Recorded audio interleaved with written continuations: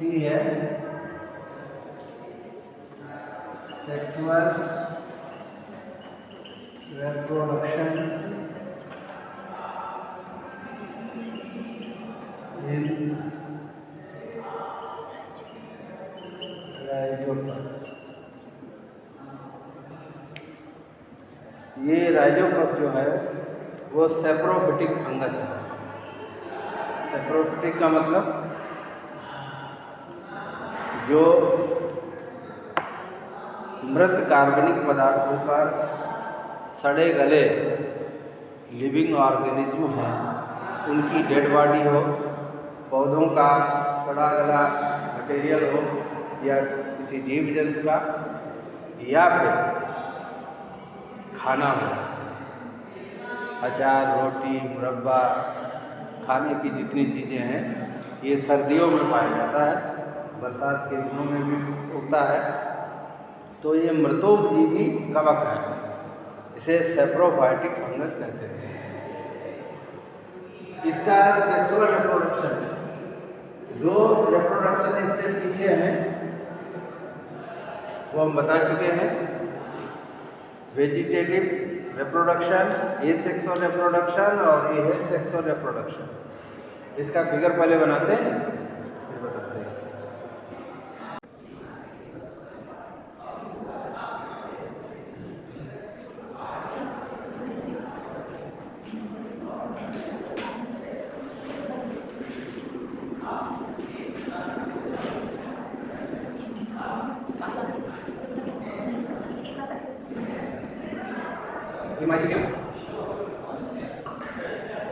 और gamete nucleus में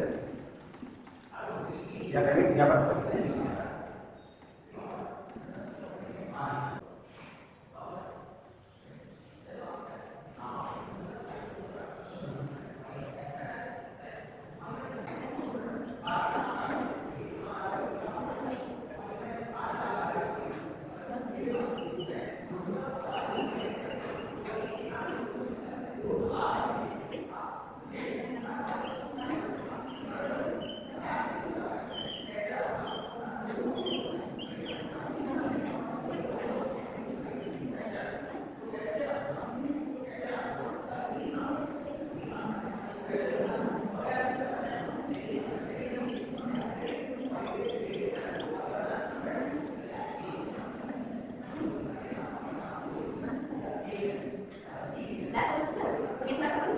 मैं तो बोले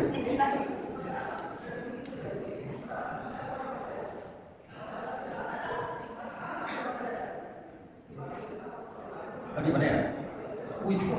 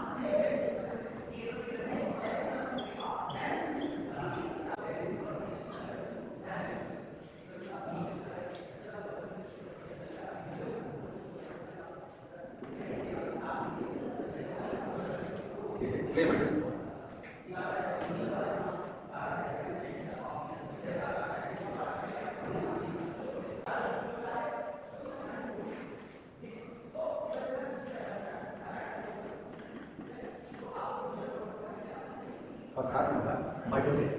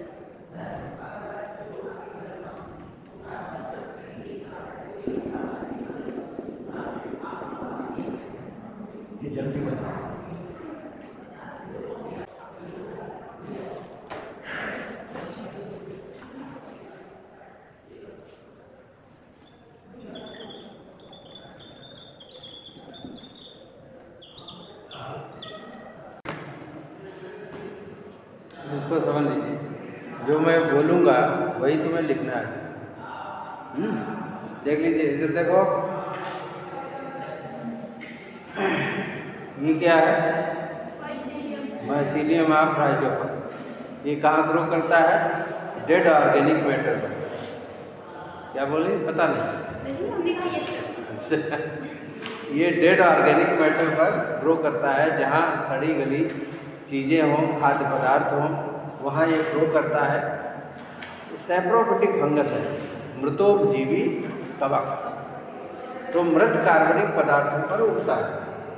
इसका माइसीलियम जो होता है वो ब्रांच होता है, मल्टी न्यूक्लिएटेड होता है और एसेप्टेट होता है। 3 कैरेक्टर हैं, कौन कौन से? Branch, multi nucleated, aseptate. Aseptate का मतलब नो सेप्टा बिटवीन 2 सेल, 2 सेलों को विभाजित करने की जो वाल होती है उसे हम सेप्टा कहते हैं। तो यहाँ सेप्टा नहीं है, इसलिए एसेप्टेट कहेंगे। ब्रांच, मल्टी न्यूक्लिएटेड, एसेप्टेट, ये पहले 3 गुण हैं जो माइसीलियम के बारे में लिखा जाता है। माइसीलियम जब लिखते हैं तो ये पॉइंट जरूर देते हैं। उसके बाद हम पढ़ रहे हैं सेक्सुअल रिप्रोडक्शन। तो सेक्सुअल रिप्रोडक्शन में सेक्स ऑर्गन शो किए जाते हैं और वो कैसे सेक्स ऑर्गन ग्रो करते हैं और इसके लिए कौन कौन सी स्पेशल ब्रांचें होती हैं। तो मान लीजिए इसमें 2 ब्रांचें हैं या 2 प्रकार के माइसीलियम हो या 2 प्रकार के हाइफी हो। हाइफी का मतलब कवक सूत्र, एक धागा, और माइसीलियम का मतलब कवक जाल, बहुत सारे धागे हों। तो हम ये मान रहे हैं कि 2 ब्रांचें अलग अलग कैटेगरी की हैं, जिनमें जो टाइप हैं ब्रांचों के वो अलग अलग हैं। एक को पॉजिटिव मान लिया, एक को निगेटिव मान लिया, क्योंकि ये फूल इसमें होते नहीं हैं और जानवर या जीव जंतु है नहीं जो सेक्स ऑर्गन मेल फीमेल अलग अलग हों। तो इसमें हम मान लेते हैं कि एक ब्रांच अलग गुण की है, वो पॉजिटिव है, दूसरी ब्रांच दूसरे गुण की है, उसे हम निगेटिव मानते हैं। अब जब दोनों ब्रांचें at the time of favourable condition, जब उचित वातावरण आता है इनका, तो दोनों ब्रांचें जब आपस में मिलती हैं तो इनके बीच की कॉन्टैक्ट वाल डिसॉल्व हो जाती है, भूल जाती है। तो दोनों ये मेल न्यूक्लियस और फीमेल न्यूक्लियस आपस में फ्यूज होते हैं। इस क्रिया को हम फ्यूजन कहते हैं। पहले इनका प्रोटोप्लाज्म फ्यूज होता है, उसे हम प्लाज्मोगेमी कहते हैं। उसके बाद दोनों के न्यूक्लियस फ्यूज होते हैं, इसे हम कैरियोगेमी कहते हैं। Fusion of protoplasm called plasmogamy and fusion of nucleus is called karyogamy. 2 प्रकार के फ्यूजन होते हैं इनमें। फ्यूजन के बाद जब दोनों मेल फीमेल न्यूक्लियस मिलते हैं, उनका प्रोटोप्लाज्म और जो न्यूक्लियर मटेरियल है क्रोमोसोम है, इनकी संख्या बढ़ती है। तो मान लीजिए क्रोमोसोम नंबर इसमें n थे, इसमें n दोनों मिलकर 2n हो गया। तो ये जो संरचना बनी है ये जाइगोस्पोर कही जाएगी। अब इसके अंदर जितने न्यूक्लियस हैं वो 2n न्यूक्लियस हैं, क्रोमोसोम नंबर डबल है। ऐसी संरचना जाइगोस्पोर कहलाती है। अब जाइगोस्पोर से एक प्री माइसीलियम बनता है। ये माइसीलियम बना है, इसके अंदर जितने न्यूक्लियस हैं वो सब 2n हैं। ये 2n न्यूक्लियस मियोसिस डिवीजन द्वारा डिवाइड होकर क्रोमोसोम की संख्या आदि कर देते हैं और इनकी संख्या भी बढ़ जाती है। जब मियोसिस डिवीजन होता है तो क्रोमोसोम नंबर हाफ हो जाते हैं। तो इसके मियोसिस डिवीजन के पश्चात जो न्यूक्लियस बने हैं उनमें क्रोमोसोम की संख्या n है। ऐसी संख्या को हम हैप्लॉइड न्यूक्लियस कहते हैं। इसमें क्रोमोसोम नंबर n होते हैं उसे हम हैप्लॉइड न्यूक्लियस कहते हैं, और जिसमें क्रोमोसोम नंबर 2n होते हैं उसे हम डिप्लॉइड न्यूक्लियस कहते हैं। अब एक न्यूक्लियस की बात करें तो इसके ऊपर एक मजबूत लेयर होती है, उसके अंदर एक छोटा न्यूक्लियस होगा इस कंडीशन को हम क्लेमाइडोस्पोर कहते हैं। ये एक प्रकार का स्पोर है जो नॉन मोटाइल है, मतलब चल नहीं सकता।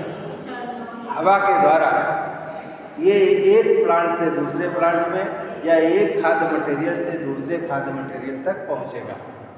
अब ये जब एक खाद्य मटेरियल से दूसरे खाद्य मटेरियल में किसी भी तरीके से पहुंचता है, मान लीजिए अचार की बात करें तो अचार से जो चीज़ निकालते हैं उसके द्वारा दूसरे पर पहुंचता है। रोटी की बात करें तो इसके स्पोर हवा या रोटी के द्वारा दूसरी रोटी पर पहुंचते हैं। अब इसमें जो न्यूक्लियस है वो एक है, क्रोमोसोम नंबर N है। इसके अंदर की जो बाहर की जो संरचना है वो हार्ड है। ये जमेगा, इस क्रिया को जर्मिनेशन कहते हैं।